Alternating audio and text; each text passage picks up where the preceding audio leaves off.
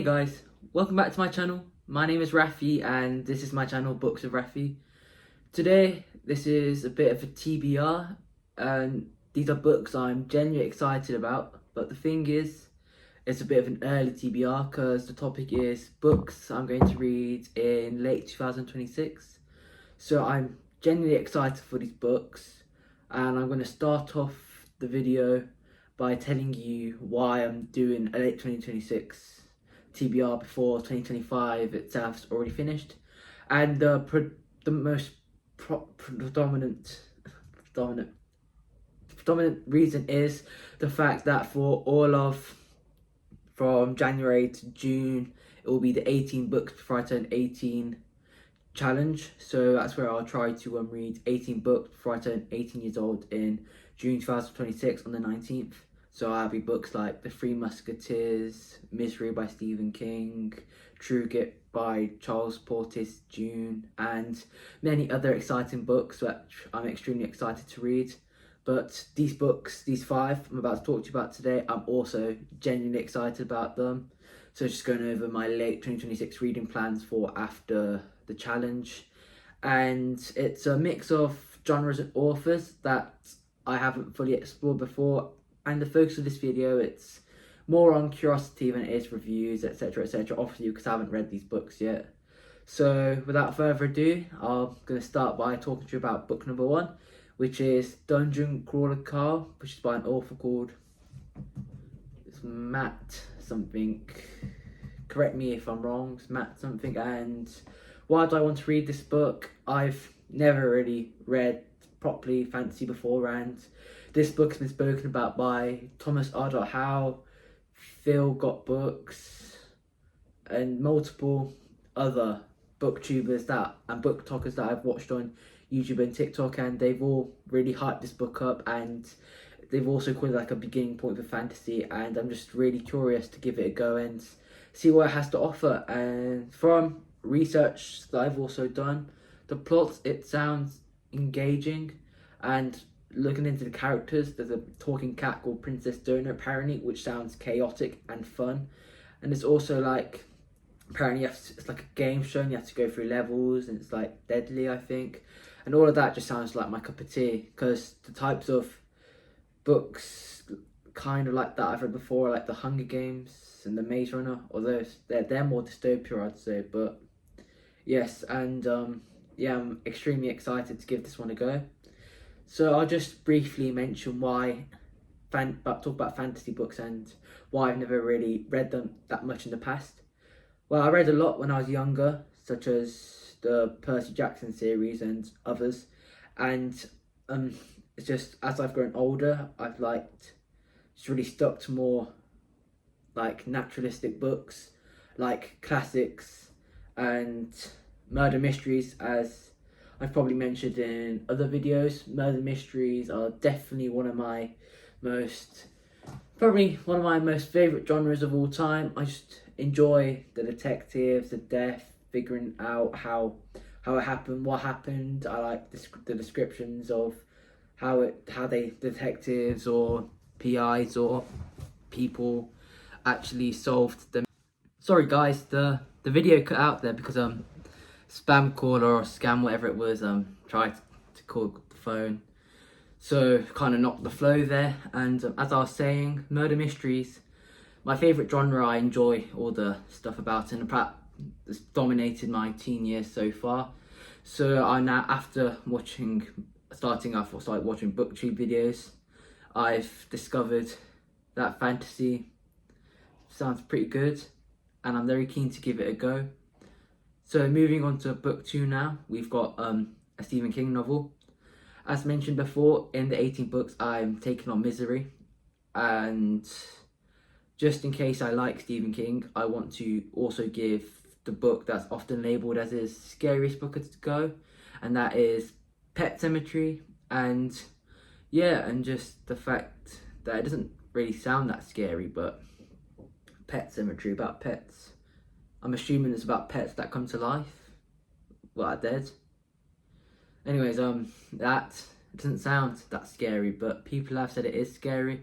and I'm very curious to see if it'll genuinely unsettle me, keep me up at night, give me a bit of nightmares. And I'll just briefly mention my experience with horror. I actually haven't really read much horror before. The only copy of a horror book I own right now is It by Stephen King, which is actually a DNF, probably because I read it I got it in year 5, and obviously the 10-year-old me could not really deal with a Stephen King book. Got through a couple of pages and it just left it rotting on a bookshelf in the basement right now, actually. And yeah, what I'm expecting from this book is horror, obviously, and an opening to new genre, exactly like how Dungeon Call of Cthulhu could potentially open me up to the fantasy genre. So I'm excited and I'm very willing to give it a go, and I'm praying that it all goes well. Had a bit of hair sticking up there. Okay, so book 3, you've got an Agatha Christie novel, which is very good because, as I've said, I do love a murder mystery, and this is Cards on the Table, which I haven't read before, but Topher's Library did a video where he ranked the 15 Agatha Christie books he enjoyed the most, and this was one of them. And when he described the plot to me, it just hooked me instantly. It was something about how over a game of bridge, a rich man dies, and the 4 detectives are actually at the table as it happens. So I'm very curious to see how it all works out, and I have been looking for a fast but clever mystery, and that's exactly what it sounds like to me. It's only about 200 pages, I'm pretty sure, and it just seems everything I want from a mystery novel, to be fair. So now we'll move on to the 4th book, which is another murder mystery, and this book is by an author called P.D. James, and she has actually I've only read one of her books before. Well, it's not even a book, it's a short story, and it's called The Victim. And basically in The Victim, it's about this man whose girlfriend or wife or whatever breaks up with him, and she leaves him for another man. And it's basically the story of how for over a year he plots the murder of her new lover, and how he goes to great lengths, such as using typewriters at random shops to send letters, swimming naked through lakes to get to the murder scene, and killing him naked pretty much, and stuff like that.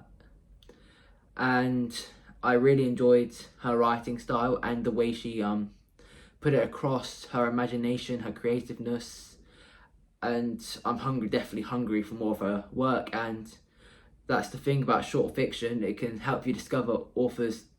Well, I haven't actually read a full novel of hers, but if Cover Her Face is anything like The Victim, I'll be definitely into it, and it's maybe even a standout of all these 5 books, and hopefully it'll be good. I'm praying that'll be good. And now book 5 is Killing Floor by Lee Child, and it's the first in the Jack Reacher series, and I'm sure you all know about Jack Reacher, and I've never read any Jack Reacher or Lee Child before, and I'm very curious to see if he can become a new favourite.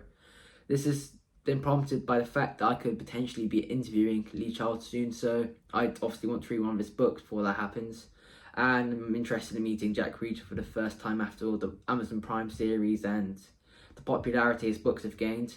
And I also saw, I think Lee Charles is actually from Birmingham, because I was at Birmingham train station the other week, and there's this whole massive wall full of Lee Charles and about his life. It's like a bit of a timeline, and that just obviously as well prompted me to give him a bit of research and maybe even give his work a go, which I will in late 2026. So there's also the pressure of starting a new book from book 1 of obviously a massive series that the Reacher series is, and that's why I'm going to start with the first one, obviously, and if I like it, I could even progress through the series perhaps. Anyways, if you've read any of these books, please do feel free to tell me about it in the comments, and any other recommendations you have for late 2026 reads of mine. Please do like, comment, and drop me a subscription, and please press the bell so you'll be notified whenever I drop a new video, which is going to be a lot because I'm trying to stay consistent so I can obviously gain more subscribers, views, likes, and all the good stuff. So anyways, thank you ever so much for taking the time to watch this video. It's greatly appreciated, and I wish you all a safe run up to Christmas and a very merry Christmas and a happy new year, and keep well, guys, and I'll see you all later. Bye.